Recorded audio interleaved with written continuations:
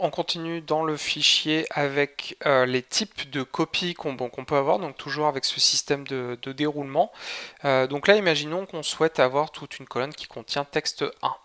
Quand on va allonger cette cellule, le souci qu'on va avoir, c'est que Excel va interpréter le dernier chiffre qui se trouve dans ce texte 1 et donc faire texte 2, 3, 4, 5. Donc ça nous va pas, c'est pas ce qu'on veut, donc lui il l'a fait automatiquement, mais il y a certaines fois où ça ne conviendra pas. Donc là, ce qu'on va pouvoir faire, c'est noter déjà qu'on a cette petite encart là qui s'affiche ici avec des petites cellules.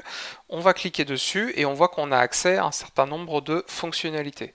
Donc dans notre cas, ce qui nous intéresse, c'est non pas d'incrémenter une série comme ce qui est sélectionné, mais plutôt de faire une copie de cellules. Donc là, je vais le faire. Et donc là, ce qu'on est en train de lui dire, c'est que ne t'embête pas à essayer de détecter une incrémentation, juste copie-moi la valeur et ça ira très bien comme ça. Le deuxième cas qu'on a, c'est notre fameuse liste de chiffres qu'on retrouve ici, et là on va le refaire. Le souci qu'on a, c'est que sur le premier exercice on avait 2 chiffres, maintenant on n'en a plus qu'un. Et si on allonge la colonne, le souci c'est qu'il ne comprend plus. Vu qu'il n'a plus d'exemple 1, 2, il n'est plus capable de l'interpréter correctement. Donc là on va retourner dans notre panneau de configuration, et pour le coup ici on va bien cliquer sur incrémenter une série. Et là, il interprète bien et vient me recréer une série en entier. Autre cas qu'on va avoir ici, donc dans notre exemple, on voit qu'on a bonjour avec un fond bleu en italique, et ensuite exactement la même chose, sauf que le texte change, à savoir qu'on a au revoir qui est écrit. Et comment on va pouvoir faire ça? Donc si on allonge d'ici la colonne, on va avoir une duplication pure et dure.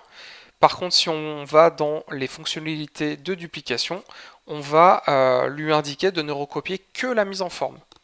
Et ça, c'est bien à avoir en tête. Hein. Tant que ce bouton-là est affiché, en fait, vous avez tout à fait la possibilité de modifier la manière dont la copie s'est réalisée. Et on voit que du coup, il avait bien continué de stocker le au revoir qui se cachait derrière. Maintenant, on va essayer de faire l'inverse, c'est-à-dire de faire une copie, mais uniquement du texte et pas de la mise en forme. Donc là, je vais encore une fois allonger ma colonne, on voit que ça ne va pas, évidemment. Et là, on va lui dire de simplement faire une copie sans la mise en forme. Voilà, et là donc on se retrouve bien avec uniquement le texte et sans le fond bleu et le caractère en italique. Le dernier cas que je voulais vous montrer, c'est un cas qu'on a déjà vu, mais avec un tableau qui était dans l'ordre, dans le sens inverse. Il faut savoir qu'on est tout à fait capable d'aller faire cette incrémentation dans l'autre sens. Donc là, on a 5, 4. On va continuer à sélectionner les 2 cellules. On se place, ça par contre, ça ne change pas, tout en bas à droite de ma sélection. Et on va aller remonter en haut. Et on voit que là, ça fonctionne sans souci.